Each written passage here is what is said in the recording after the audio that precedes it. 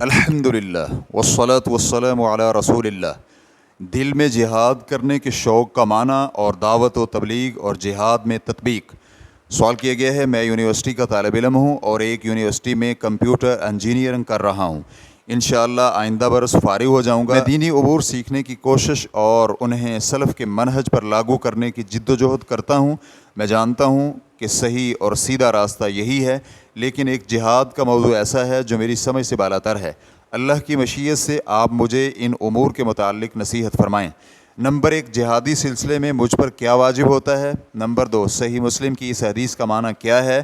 جو شخص جہاد کے بغیر فوت ہوا یا اس کے دل میں کبھی جہاد کی سوچ بھی پیدا نہ ہوئی تو وہ نفاق کی ایک قسم پر مرا۔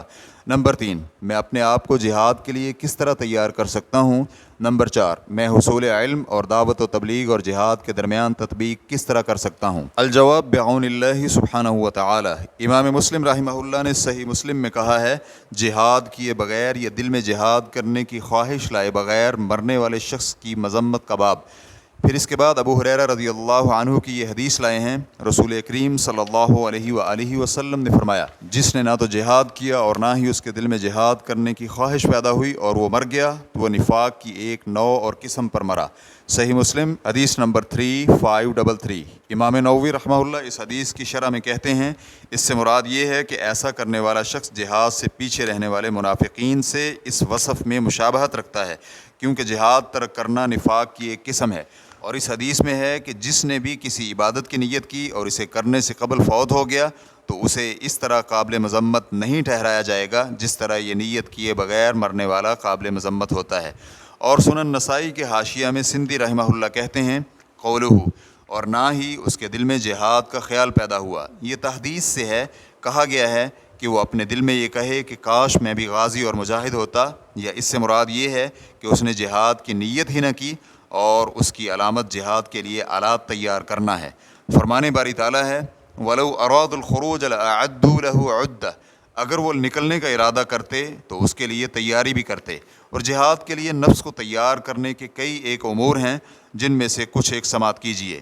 جہاد کی فضیلت اور اس کے احکام کی معرفت حاصل کرنا، اور نفس کو ہر قسم کی اطاعت و عبادات کے ساتھ تیار کرنا، اور قربانی دینے پر اس کی تربیت کرنا اور اسے ایثار کرنے کی ترغیب اور اللہ تعالیٰ کی راہ میں خرچ کرنے کی ترغیب دینا، اور اسی طرح مجاہدین اور اسلام کے ہیروز اور قائدین اور مارکوں کی سیرت کا مطالعہ کرنا، اور بار بار دل میں یہ بات لائی جائے کہ اگر کوئی جہاد کرنے والا آیا اور جہاد شروع ہوا اور جہاد کا کوئی راستہ نکلا اور استطاعت ہوئی تو وہ ضرور جہاد کے لیے نکلے گا، اور اسے میدان جنگ سے بھاگنے والے کا گناہ اور کفار کے سامنے سے فرار ہونے والے کی معصیت کا علم ہونا چاہیے، اور مکی اور مدنی دور کی سیرت نبوی صلی اللہ علیہ وآلہ وسلم کا مطالعہ کرنا چاہیے، اور اسی طرح نبی علیہ الصلاۃ والسلام کی زندگی میں ہونے والے غزوات اور مارکوں کا بھی مطالعہ کرنا چاہیے، اور اسے علم ہونا چاہیے کہ یہ کس طرح ہوا اور اس کی ابتدا کیسے ہوئی اور تیاری کس طرح کی جاتی ہے اور سبب کیسے اپنائے جاتے تھے۔ جہاد میں مرحلاتی مسائل کی سمجھ ہونی چاہیے کہ سب سے پہلے قریبی دشمن سے شروع کیا جائے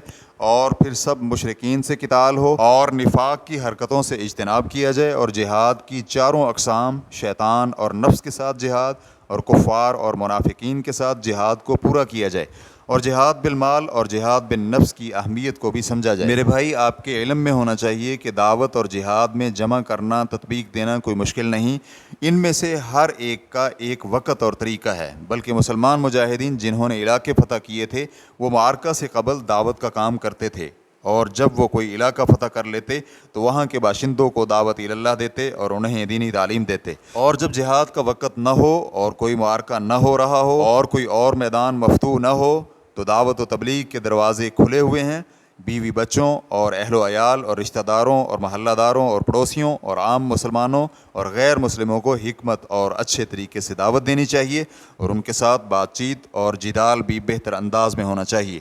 اللہ سبحانہ و تعالی ہمیں اور آپ کو اپنے محبوب اور پسندیدہ اور رضامندی کے کام کرنے کی توفیق عطا فرمائے۔ فتوی الشیخ محمد صالح المنجد، واللہ تعالی اعلم۔ اسلام کیو اے ریکارڈنگز، مؤسسۃ الشیخ محمد صالح المنجد، المملکۃ العربیۃ السعودیہ، فتویٰ نمبر 2606۔ والسلام علیکم ورحمۃ اللہ وبرکاتہ۔